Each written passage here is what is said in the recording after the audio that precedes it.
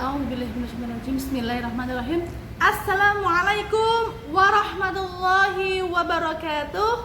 Alhamdulillah kita berjumpa lagi di pelajaran agama kelas 6. Ya, mari kita mulai pelajaran pada pagi hari ini dengan berdoa bersama-sama. Bismillahirrahmanirrahim. Raditu billahi robba wa bil islami dina wa bi muhammadin nabiyya wa rasula. Rabbi zidni ilma warzuqni fahma. Rabbi ishrah li sadri wa yassir li amri wahlul 'uqdatam min lisani yafqahu qawli. Amin. Oke, pada kesempatan ini kita akan belajar tentang zakat, infak, dan sedekah. Ya. Mari kita belajar. Pertama, apa itu zakat? Apa itu infak? Apa itu sedekah? Beda atau sama?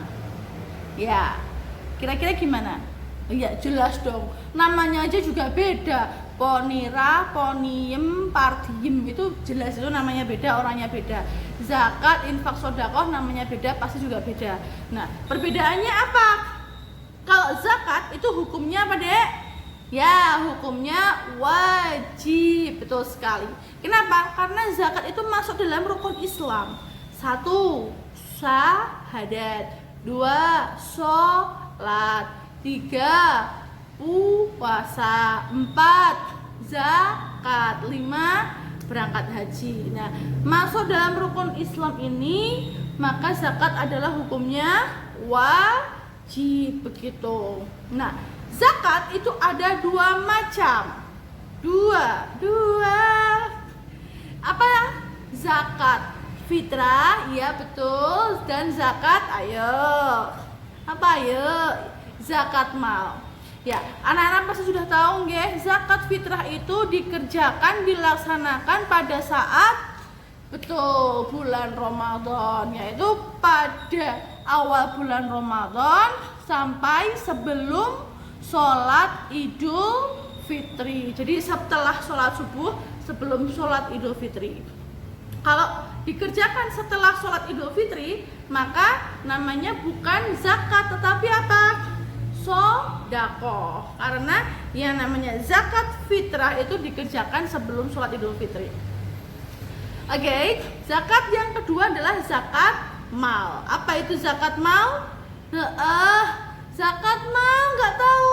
Aduh, zakat mal adalah zakat harta. Nah, dari di sini sudah jelas ya, kalau zakat fitrah itu zakat makanan pokok yang dikerjakan, dilaksanakan pada bulan Ramadan, ya, dipercepat nggih. Zakat fitrah itu adalah zakat makanan pokok. Makanan pokok. Beras itu kalau kita, kalau di daerah Papua mungkin sagu, kalau di luar negeri mungkin gandum, negara-negara Eropa, ya enggak, ada yang kismis, ada yang kurma, tergantung makanan pokoknya apa. Jadi zakat fitrah itu bukan zakat beras, tetapi zakat makanan pokok yang dikeluarkan pada saat bulan Ramadan untuk mensucikan jiwa. Oke, jelas ya.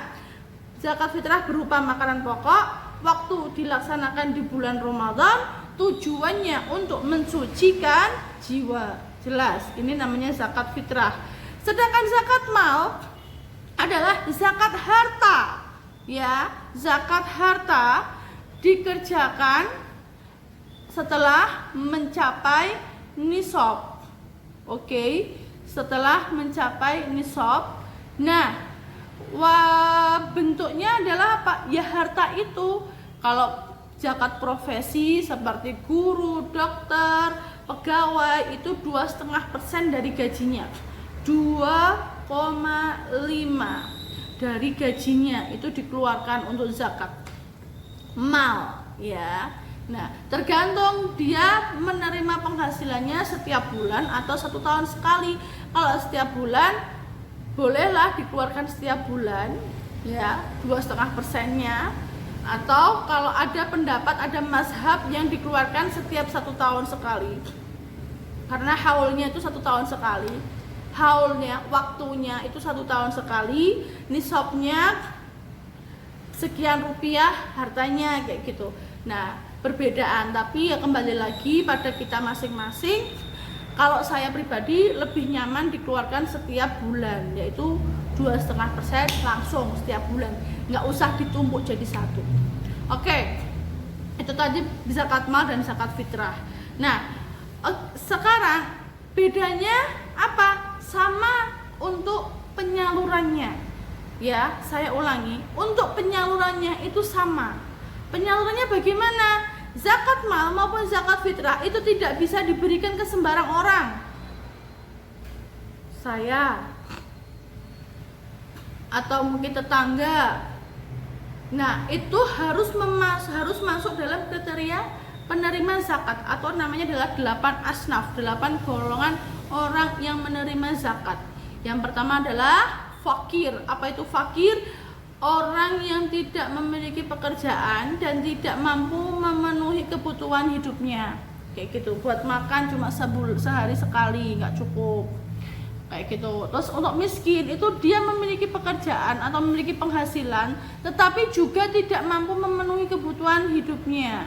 Buat makan juga nggak cukup. Kenapa? Bisa jadi karena anaknya punya penyakit tumor, terus anaknya banyak, istrinya sakit, kayak gitu. Jadi intinya kalau miskin itu dia punya pekerjaan, punya penghasilan tetapi tidak cukup.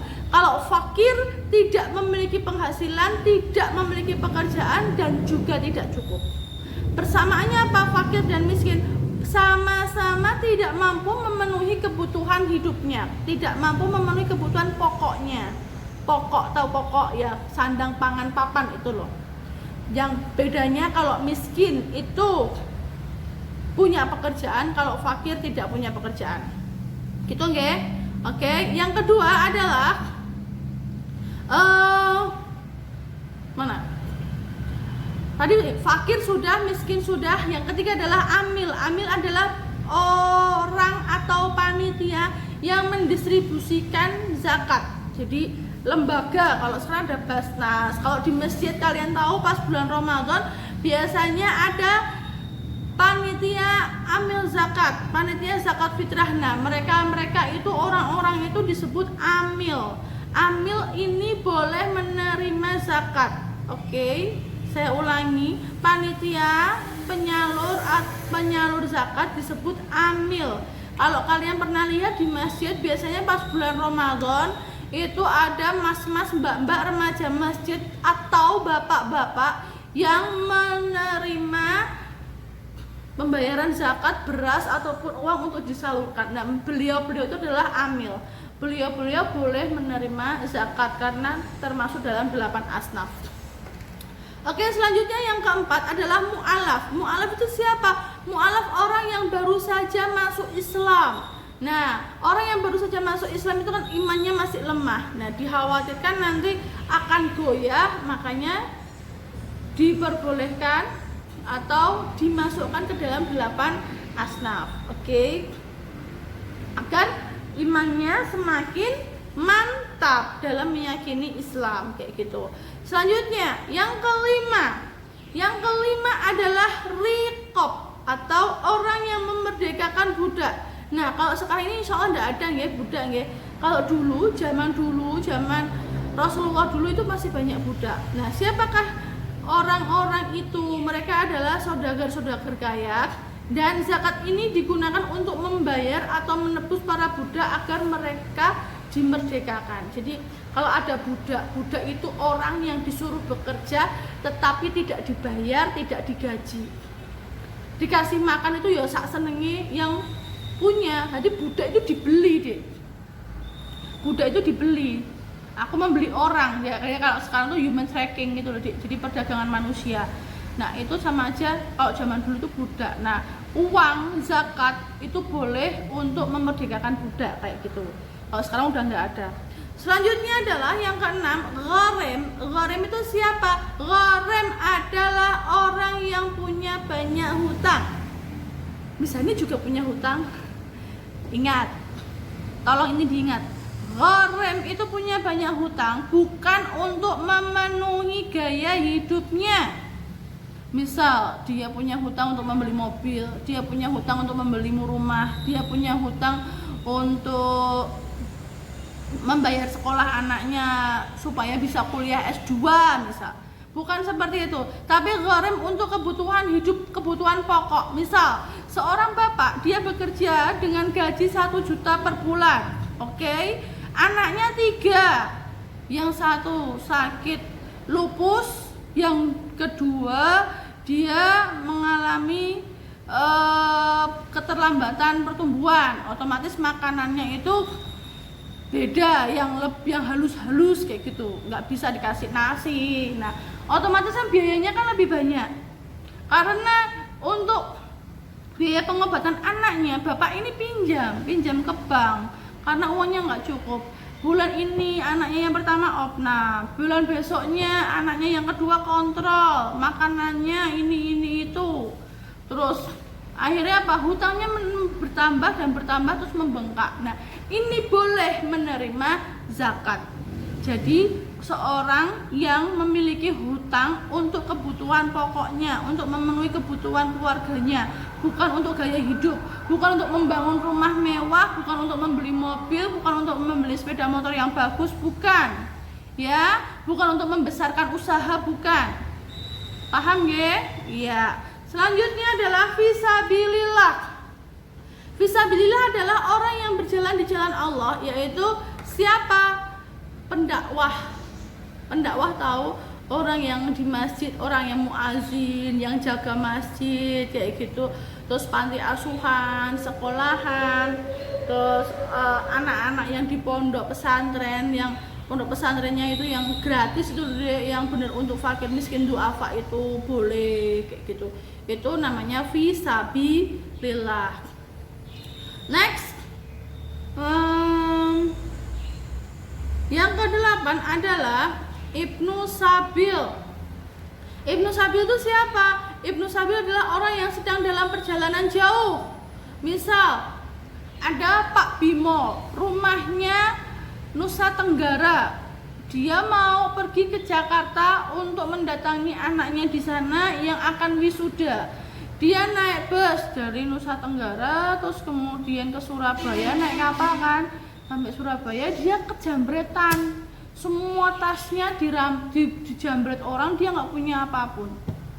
Dia nangis-nangis. Kemudian ada seseorang. Nah, seseorang ini adalah pengelola zakat atau amil, melihat, "Bapak ada apa?" "Ini Mas, saya habis dijambret, saya mau ke Jakarta." "Lah, Bapak rumahnya mana?" "Saya rumahnya Nusa Tenggara, Mas." Kasihan sekali. Nah, orang seperti ini, orang yang sedang dalam perjalanan jauh, kehabisan bekal, boleh kita beri zakat, baik zakat mal maupun zakat fitrah, boleh ya, seperti itu. Oke, sampai di sini ngerti nggih? Paham nggih? Tadi ada 8 asnaf: fakir, miskin, amil, gharim, terus orang yang memerdekakan budak, mu'alaf, amil, mu'alaf, fisabilillah, ibnu sabil. Sampai di sini ngerti? Oke, ngerti. Nah, tadi sudah saya sampaikan bahwa zakat profesi itu 2,5% dari total penghasilan. Terus untuk yang ternak, nah ini ternak.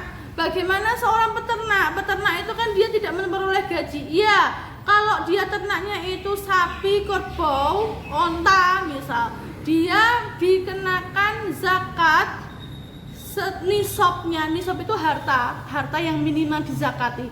Nisab adalah harta minimal yang harus dikeluarkan zakatnya.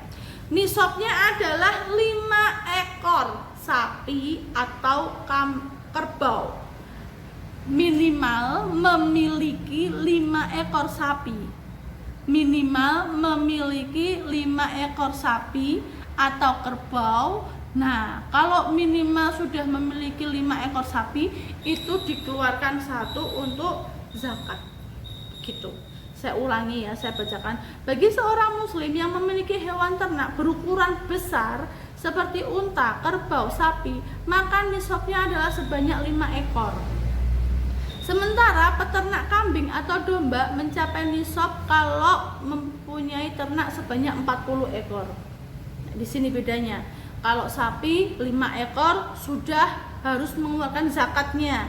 zakatnya apa? 1 ekor sapi atau kerbau. Tapi kalau kambing, binatang kecil atau domba itu 40 ekor. Kalau sudah memiliki 40 ekor kambing atau sapi, maka dia harus membayarkan zakat sebesar 1 ekor kambing atau domba. Bingung mboten? Saya ulangi, nisab itu yang harus dikeluarkan, harta yang harus dikeluarkan untuk zakat. Oke. Kalau sapi kerbau binatang yang besar itu 5 ekor nisabnya. Jadi memiliki 5 ekor itu adalah nisab. Nama lainnya adalah nisab. Nanti kalau sudah memiliki 5 ekor, bayarnya berapa? 1 ekor. Dibayar kemana? Ke Basnas, Badan Amil Zakat Nasional, atau langsung diberikan kepada fakir miskin, tidak apa-apa. Jadi 1 ekor itu kita buat harganya berapa ya? 15 juta. Jadi mengeluarkan sebesar 15 juta untuk fakir miskin, kayak gitu.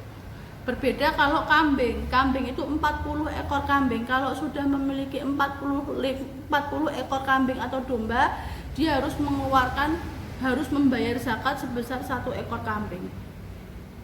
Ngerti? Oke. Selanjutnya adalah beras. Nah, bagi yang punya sawah ya, yang punya sawah itu nisabnya adalah 520 kg beras.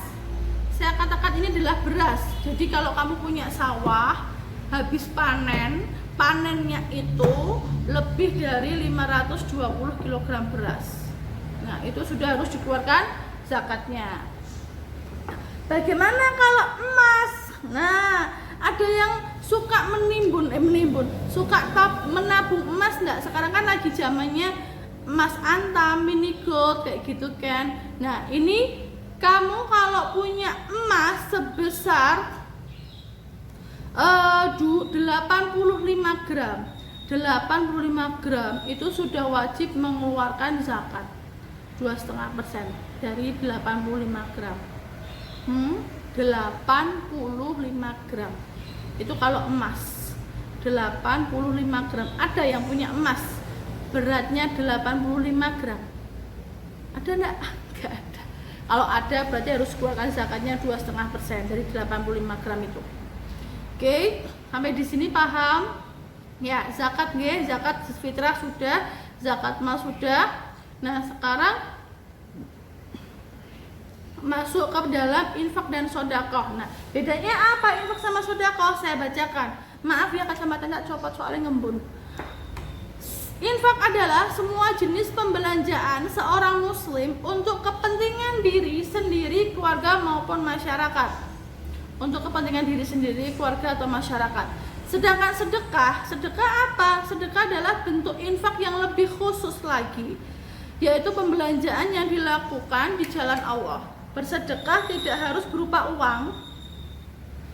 Kita juga dapat melakukannya dengan cara berbagai macam, baik pikiran, tenaga, jasa, jasa, pikiran, kayak gitu boleh. Nah, infak untuk kepentingan diri dan keluarga, kebutuhan. Jadi seorang suami, seorang bapak yang memberikan hartanya untuk anaknya membayar sekolah itu termasuk sedekah, kayak gitu. Nah, infak boleh untuk kegiatan masjid, boleh kegiatan keluarga juga boleh. Misal ada saudaranya yang rumahnya roboh, jadi mau bareng-bareng kerjasama mau bangunin, boleh. Ini masuk infak kayak gitu. Nah, ini hukumnya apa? Wajib apa sunnah? Sunnah. Hukumnya apa? Sunnah. Saya ulangi lagi, hukumnya sunnah. Kalau jadi infak tuh lebih longgar ya. Kalau di sekolah kan juga sama. Ya infak. Buat apa? Buat jenguk saudaranya yang sakit kayak gitu. Ya kan? Buat jenguk saudaranya yang sakit. Ya infak. Buat apa? Buat ini iuran teman kita ada yang tidak bisa ikut piknik, misal kasihan. Nanti buat kegiatan perpisahan yuk kita iuran, yuk infak buat bantu teman kita biar dia juga bisa ikut piknik, boleh. Terus apalagi? Ya infak, kumpul-kumpul. Besok ada perpisahan, misal Pak Guru ini. Ya kita kasih kenang-kenangan, boleh. Ya infak, ada bencana alam di daerah Garut kemarin kebanjiran, banjir bandang. Ya kumpulin infak yuk kumpulkan infak buat diberikan, boleh. Nah bagaimana kalau sedekah? Sedekah lebih luas lagi, lebih khusus lagi, seperti apa itu namanya, saya seperti ini, saya ngajar seperti ini, saya ngomong, ini termasuk sedekah jariah. Insya Allah nanti pahalanya tidak akan terputus meskipun nanti misalnya meninggal dunia. Ketika anak-anakku mengamalkan apa yang misalnya sampaikan, saya ngomong seperti ini tentang zakat, infak, sedekah, terus kalian nanti besok ketika sudah besar mengamalkan, selalu berzakat tepat waktu, selalu berinfak dan bersedekah, maka misalnya akan dapat pahala meskipun besok misalnya sudah meninggal dunia. Begitu juga ketika kalian ada yang menjadi guru, besok kalian menjadi guru, kemudian menyampaikan lagi apa yang misalnya sampaikan, maka kamu akan mendapatkan pahala utuh. Tidak saya kurangi, tidak dikurangi oleh Allah, tetapi Allah juga akan memberikan pahala kepada Mishani seperti itu. Ya, Allah tetap akan memberikan pahala kepada Mishani. Nah, dan juga tidak akan mengurangi pahala kalian. Ini namanya amal jariah. Oke, paham nggih sampai di sini nggih? Itu tadi namanya sedekah jariah. Nah, sedekah itu tidak harus dalam bentuk uang, bisa berupa barang. Misal kalian mensedekahkan buku ke teman kalian, adik kelas kalian nih, dek tak kasih buku. Nah ini ketika buku itu dimanfaatkan oleh adik kelas kalian, maka kamu mendapatkan pahala. Bisa berupa mukena, Al-Quran, boleh, tas, baju, apalah segala macam yang selama itu bermanfaat, sepatu, atau mungkin kamu ikut iuran mamahmu, mungkin keramik di rumah ada sisa keramik, diberikan ke masjid atau diberikan ke sekolah atau diberikan ke tempat umum kayak bangun gedung atau rumah sakit. Nah, itu termasuk sedekah. Jadi membangun fasilitas umum, ya, membangun fasilitas umum. Jadi bukan untuk pribadi. Tapi kalau seperti barang-barang, buku, baju itu boleh. Itu termasuk sedekah juga. Itu nggih. Nah, jadi jangan berpikir hanya uang saja. Kalau sedekah itu tidak. Sedekah bisa berupa barang atau jasa. Seperti ini saya mengajar kayak gitu. Nah, ini juga namanya sedekah. Misalnya bikin video ini juga sedekah. Bikin video, modal, pakai tripod, HP-nya harus support, pakai kuota, setiap upload 1,5 GB sampai 2 GB. Nah, ini juga termasuk sedekah kayak gitu. Jadi tidak harus dalam bentuk uang. Oke? Nah, begitu ya. Kamu, saya nyapu halaman tetangga itu juga sedekah. Iya, itu sedekah kayak gitu. Ngerti nggak? Apa itu sedekah, infak dan zakat? Sampai di sini paham? Nah, selanjutnya adalah hikmah manfaat zakat, infak dan sedekah. Oke, yang pertama, zakat, infak dan sedekah itu dapat membersihkan serta mensucikan jiwa-jiwa dari sifat-sifat kikir bakil. Oke, kikir bakil alias pelit. Orang tuh kalau terbiasa awalnya itu abot deh, berat. Jadi ketika kita itu mau sedekah, ketika kita tuh mau zakat, itu rasanya tuh eman. Ini uang kita, hasil kerja keras kita, mau kita keluarkan, itu eman banget gitu loh. Tapi awalnya harus kita paksa. Nah, nanti kalau sudah dipaksa sekali, 2 kali, 3 kali, 4 kali, nanti lama-lama kan jadi terbiasa. Jadi terbiasa. Awalnya terpaksa menjadi terbiasa seperti itu. Nanti kalau sudah jadi terbiasa akan membentuk kepribadian, membentuk akhlak. Insya Allah akan mensucikan jiwa. Next, membersihkan harta yang kotor. Oke. Ya, harta kita itu kita tidak tahu apakah harta itu benar-benar bersih. Kita nggak ada yang tahu. Barangkali ketika misalnya bekerja suka sambil main HP kayak gitu, jadi kan gajinya kan juga nggak berkah kan dek. karena tidak full time untuk bekerja. Nah, ketika waktu untuk bekerja itu tidak full time untuk bekerja, untuk mainan, untuk ngobrol, nah di situ bisa jadi tidak berkah kayak gitu, tidak bersih. Makanya kita bersihkan supaya berkah dengan apa? Sedekah, dengan infak kayak gitu. Next, yang ketiga, harta yang diberikan pada hakikatnya berkah, bertambah, tumbuh dan berkembang. Jadi kalau kita tuh zakat, kalau kita tuh infak, kalau kita tuh sedekah, harta kita tidak akan habis. Tetapi apa? Harta kita akan berkembang, harta kita akan tumbuh, harta kita akan bertambah banyak.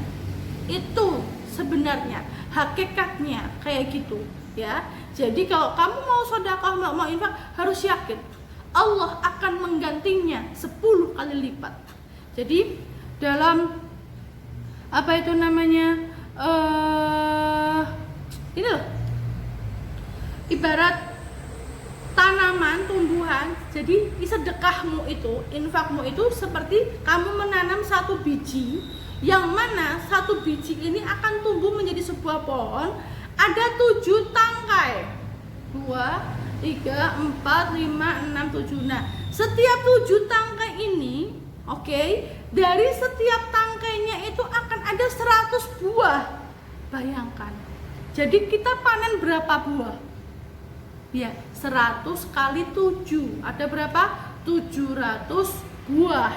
Jadi ketika kita itu menanam, ketika kita itu sedekah, ketika kita itu infak, seperti kita itu menanam biji tanaman, biji buah yang kemudian Allah akan menumbuhkan biji itu menjadi 700 buah dalam satu pohon. Jadi dilipat gandakan sebanyak 700 kali 700 lipat. Oke. Selanjutnya, bahwa zakat, infak, sedekah itu akan membuka pintu rezeki kita. Jadi kalau kita itu punya masalah, ya, kita itu baru sakit, itu bisa diselesaikan dengan sedekah.